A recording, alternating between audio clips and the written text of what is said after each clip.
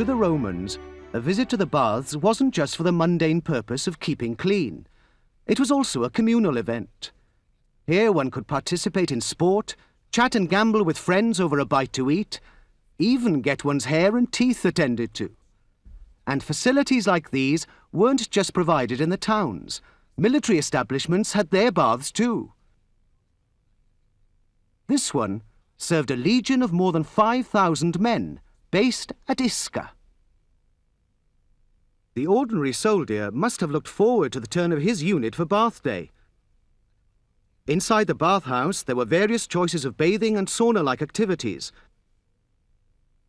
But generally, he would first strip and oil himself. Then he would exercise, either in the outside palaestra or indoors in the basilica, to work up a sweat. After that, he would scrape off the oil and dirt with a strigil, and maybe plunge into the open-air swimming pool before going into the bathhouse.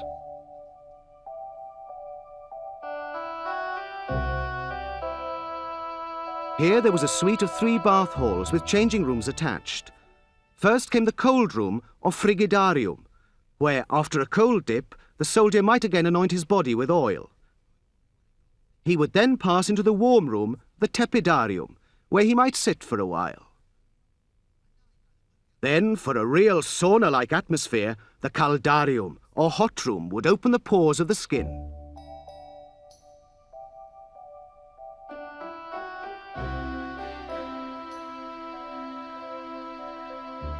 This mix of modern-day gym and leisure centre can be recognised in a letter written by the Roman writer Seneca in the 1st century AD. I live over a bathing establishment. Just imagine all the daily uproar. Toughs are put through their paces, swinging heavy dumbbells about. I hear their grunts and gasps every time they expel their treasured breath. Then some idle person, content with an ordinary oil massage, forces himself on my notice.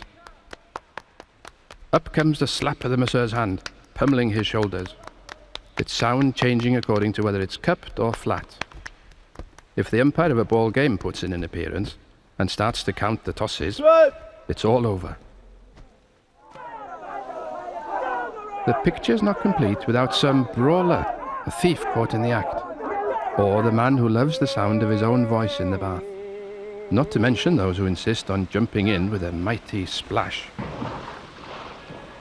Imagine the hair plucker, continually advertising his presence, never quiet except when plucking somebody's armpits and making the customer yell for him.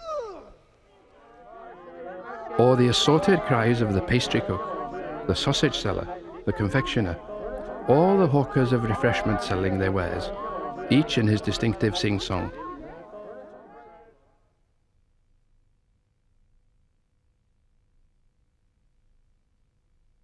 The Romans are well known for the strength and durability of their public buildings. This bathhouse at Caerleon was no exception. It was laid out to a very carefully devised geometric plan and stood virtually complete for 12 centuries before it was finally demolished, testimony to the skill of its Roman architect.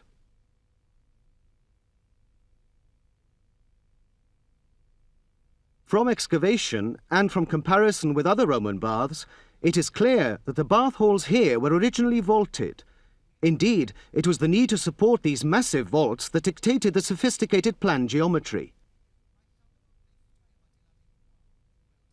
Many examples of vaulted buildings still exist throughout the empire, but a likely comparison for those at Caerleon is the surviving Frigidarium of the Cluny Baths here in Paris.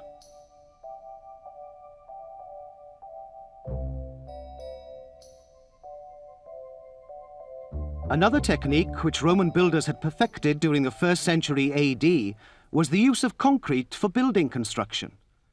Evidence for this can still be seen in the bathhouse walls at Caerleon, and it was probably used in the great vaulted spans of the roof as well.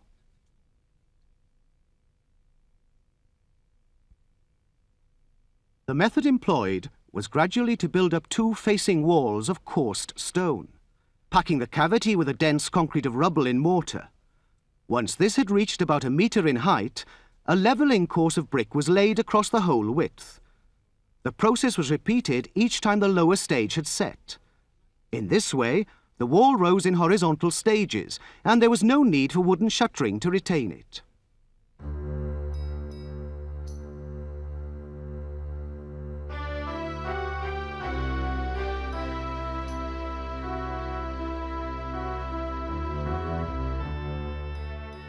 When the Legion left Isca around AD 290, the baths were stripped of all reusable building materials. The lead piping, roof tiles, window glass and flagstones. The buildings now stood virtually empty, but the Roman builders had done their job well, for the main bathhouse continued to stand for another 1,000 years.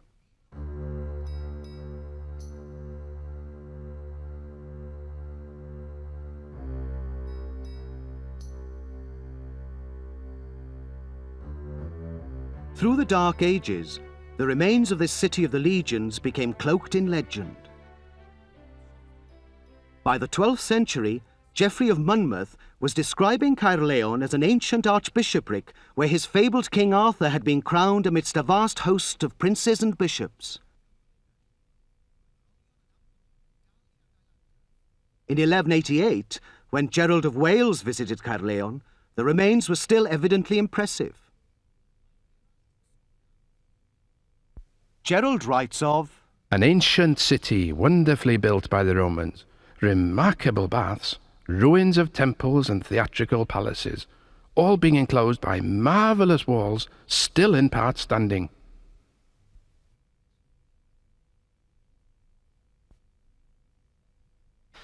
But by the end of the Middle Ages, all the standing structures had been plundered for building material, and modern Caerleon replaced Roman Isca.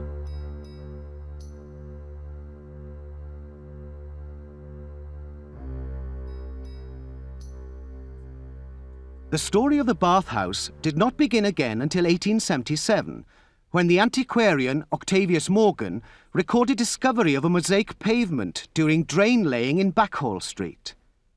Its significance was not realised at the time, but a series of small excavations from 1964 to 1969 discovered the baths and revealed their extent. Full exploration of the parts on show in this building took place from 1977 to 1981. One of the most interesting features of that excavation was the exploration of the main drain. Its silt was carefully sieved to recover all the small objects which had been swept into it. These helped fill out our picture of life in the baths. Counters for gaming,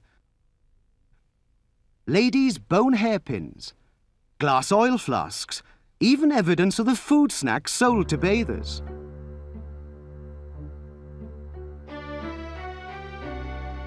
Most spectacular of all is the large collection of 88 engraved gemstones of amethyst, cornelian, jasper and other semi-precious stones. Bathers often wore jewellery in the baths, and the wet heat must have loosened the settings of these gemstones from their rings.